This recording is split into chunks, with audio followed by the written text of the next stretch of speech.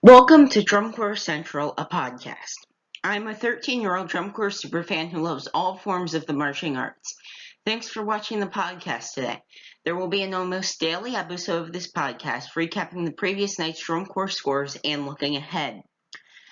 It's Tuesday, July 3rd, 2018, and last night we saw 3 Drum Corps International sanctioned shows around the United States. Tonight, we have a show in Wisconsin and a show in Rhode Island. So I'm going to break down last night's scores and what it means for the days ahead and take a look at the 2 shows tonight. So let's get started. So first up, Lynn, Massachusetts in the Bean Pot last night. Open Class 2 Corps, Spartans and 7th Regiment. Both of their scores go down by a few tenths, but not a ton. Still 2 good scores for those 2 at this point in the season in open class. And in world class, the Bluecoats. First quarter break 80 with an 80.4. Carolina Crown second with a 78.95. They're still kind of being chased by the Boston Crusaders. They opened their lead up a little bit on them, but Boston's still right there within a point and a half of Carolina Crown. Then we have the Cadets in fourth.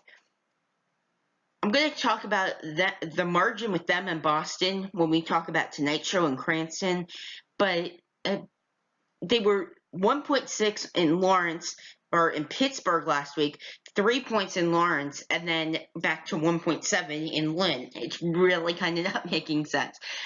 I'll just talk a little bit more about that when we talk about tonight's show. And then in 5th place, Spirit of Atlanta with a 69.4.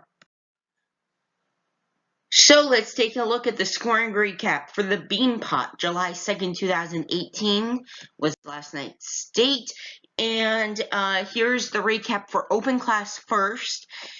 All ones for Spartans, a very good start to their season, as they always get off to a very good start. 7th Regiment right there, within a few tenths of the Spartans and everything. Very good position, as I said, for both of these 2 corps.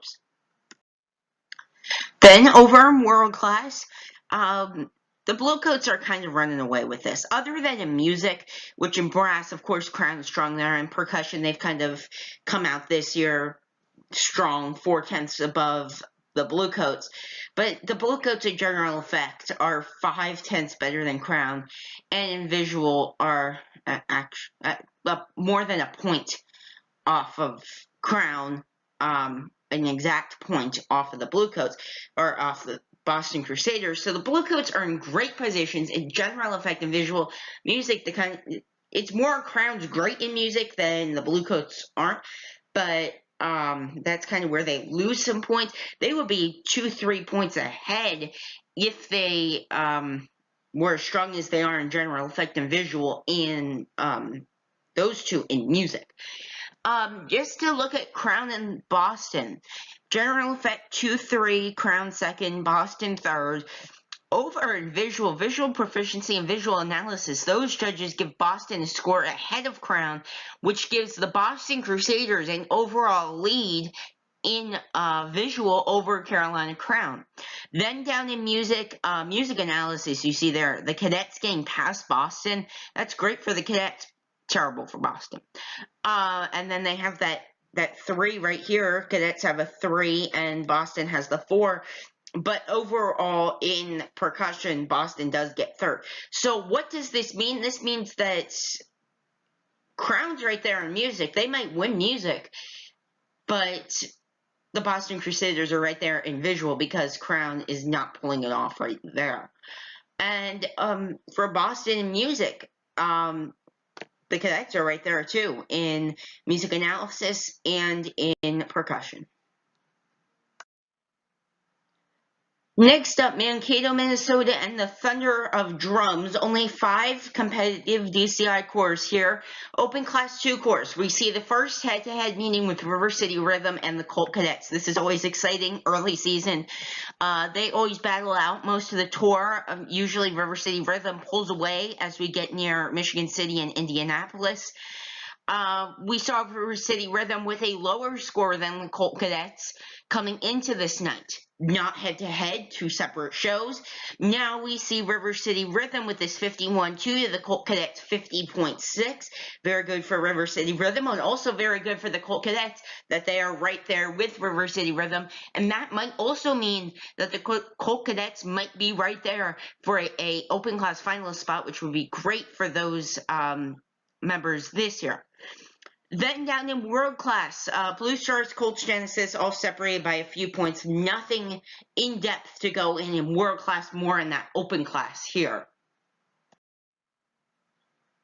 Now let's take a look at the scoring recap for the Thunder of Drums. So first in open class, let's break down how River City Rhythm won. So you see in general effect here, in general effect 1, River City Rhythm's on top, then Colt Cadets. Overall general effect, that margin 7/10. That margin is 3/10. So this margin here in general effect 1 is going to win. River City Rhythm wins overall general effect. Over in visual, these two go to River City Rhythm, and then color guard, that one, big advantage for the Colt Cadets, a 10.1 to an 8.3 for River City Rhythm. Overall visual, good strong place because of this advantage here. Colt Cadets first in visual. Music down here, Colt Cadets get brass, but River City Rhythm, they get music analysis and percussion en route to a victory in music. That is how River City Rhythm gets first, Colt Cadets get second. Then we have the world class side of things. All 1s for the Blue Stars, all 2 for the Colts, all 3 for Genesis. Nothing huge here in world class in Mankato last night. And the last DCI sanctioned show last night was in Mesa, Arizona, and Drums Across the Desert, Academy's home show. Watchmen, they are the only open class score here with a 50.25. They get the win there. Over in world class, of course, the Blue Devils here in first, Mandarin second, Academy third, Troopers fourth. I'm going to break down the Academy Mandarins margin as part of the scoring recap in just a moment. So here's the scoring recap for Drums Across the Desert, July 2nd, 2018. Watchmen, only core in open class. Nothing to go over here. Some good numbers, definitely, this early in the season for them. Of course, they're not a core that goes to championships, but they're always a strong player when it comes to these early season West Coast shows. Then over in world class, the Blue Devils, they get all 1s. Mandarins, other than these 2 3s in performance in general effect and in achievement in color guard, all 2s for the Mandarins. And then same deal for the Academy, but all 3s, and then they get a 2 where the Mandarins get a 3, and then the Troopers come in 4th. Now let's take a look at the World Class Leaderboard for July 3rd, 2018. So here's what the World Class Leaderboard looks like. Bluecoats, they have pretty much led the whole entire season so far, except for Vanguard and the Blue Devils getting up there just a few times. But the Bluecoats are kind of demanding control right now.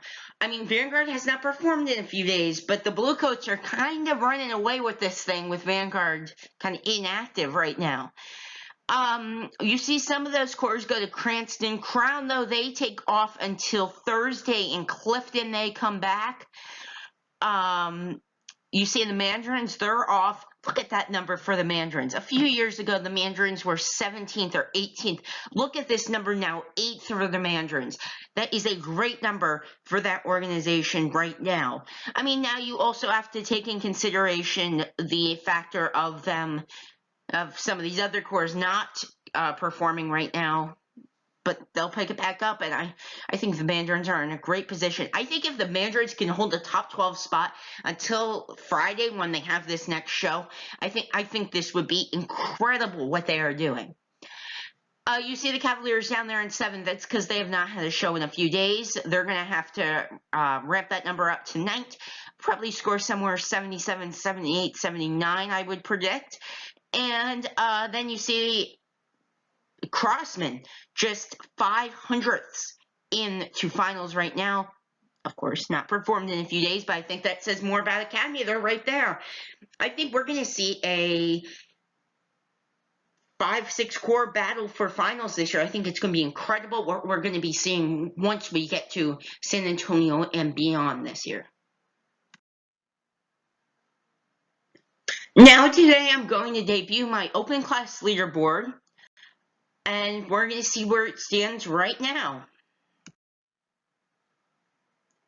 So for open class, I have 2 leaderboards. The one to your right here that says including all cores, this one includes all cores, no matter if they go to championships or not, because I like to pay the respect to cores like Vessel and Watchman that don't go to championships, but that in a few years, maybe that when they do go to championships, we'll see they're strong contenders.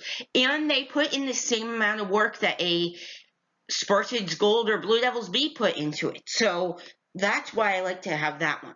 Now, this leaderboard over here is excluding those cores that will not be at championships, so including only cores that will be at championships. And this is because with this one, this is all 23 open class cores. This one, it breaks it down into just the 16. Because it kind of gets sloppy when you're trying to pick out, okay, maybe the Legends are a finalist. The Legends, of course, will be a finalist, but are they or not? Because you can't really tell over there because there's all those cores that are kind of in there that aren't really in championships. With this one, it just picks out those 16, and it'll show you who's actually going to win this championship this year. I find it more helpful. So this one will really use for the next few weeks, but when some of those cores that don't do the whole summer, when they start to peel off, I'll definitely probably only use this one on the podcast each day. Now, looking at it, Gold is in the lead right now. You, of course, say Blue Devils B, Vanguard Cadets are always the dominating factors. The reason they're not at the top, now maybe they won't be at the top, but the reason they're not 1 and 2, like they have been, is because they have not had a show since not this past Sunday, but the past Sunday, the Sunday before that, the 24th of June. Blue Devils B score 57.65 is sitting in second right now, just a 10th behind Gold, and they have not had a show that long. Now, we see these cores return on this Friday in Elk Grove, California, so we'll get another read on them. You can see the rest of the cores here where they all stand. Only 10 have performed over here, and 14 overall open class cores have performed so far. Now let's take a look at tonight's shows for Tuesday, July 3rd, 2018. So first, Cranston, Rhode Island, and the Summer Music Preview. You see the lineup here, the Sunrisers, a DCA core. They are making an all-age class appearance tonight. They're from Long Island, New York. One of a few, I believe, DCI appearances they'll make this year. You see the rest here. Just a few things I want to point out. That Cadets Boston gap. It was 1.6 last week in Pittsburgh. Then it was back to 3 points in Lawrence on Sunday. Then last night, Monday, it's back to 1.7.